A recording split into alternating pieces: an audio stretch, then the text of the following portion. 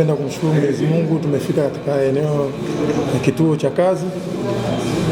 Tunashukuru kwa mapokezi makubwa ambayo amefanya na mashabiki wa timu yetu.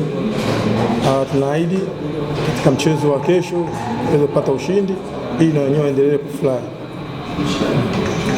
Wachezaji tu kwa ujumla, ile morali kwa nafasi mlionayo, ukizingatia Mashujaa nayo iko kwenye hali tete, kwa maana ya upambanaji utakuwa mkubwa, tofauti wa viwango vyenu na wao kwa ujumla, yani unatazama mchezo utakuwa namna gani? Rahisi au unaona kuna inaweza kuwa tete?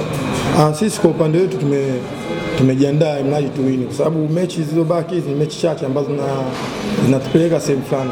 Sisi tuna malengo ya timu kama timu, pia kila mchezaji ana malengo ya kwake kama ya kwake. Kwa hiyo sisi tunajua mchezo utakuwa mgumu, lakini yote kwa yote sisi tuna focus kwa kile kitu ambacho mwalimu ametufundisha ili tuweze kufanya vizuri.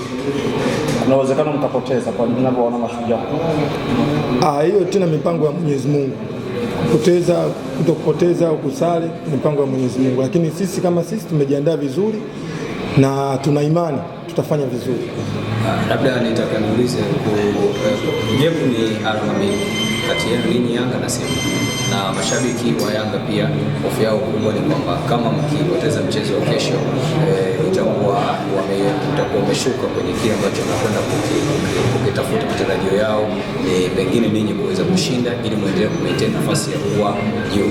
Ni nini sasa ambacho wasikie kutokea kwenu kunapoingia? Sisi tunapambana kwa sababu ya malengo ya timu, na kwa uwezo wa Mwenyezi Mungu naamini tutaweza kufanikiwa, kwa sababu tunajituma na tunajitolea, tunasikiliza mwalimu haya ambayo anatuambia, tunasikilizana sisi wenyewe kwa wenyewe ili mradi tuweze kufanya vizuri katika hii michezo ambayo imebaki. Kwa hiyo ondoe shaka, sisi tunapambana kwa ajili yao. Kwa hiyo na sisi tunaomba support yao, waje uwanjani kutusupport. Naamini kupitia wao tunaweza tukafanya vizuri zaidi ya vile ambavyo tunategemea sisi. Tunasanga ukiangalia kwenye msimamo, nafasi mlioko, tunahitajika mshinde zote ili kuendelea kwa mabingwa watetezi. Kama wachezaji kwa ujumla, katika mechi ya Mashujaa ambayo kwenye msimamo Mashujaa iko katika nafasi nzuri zaidi, tahadhari gani ambayo kama wachezaji na wapatia kwenda katika mechi ya kesho?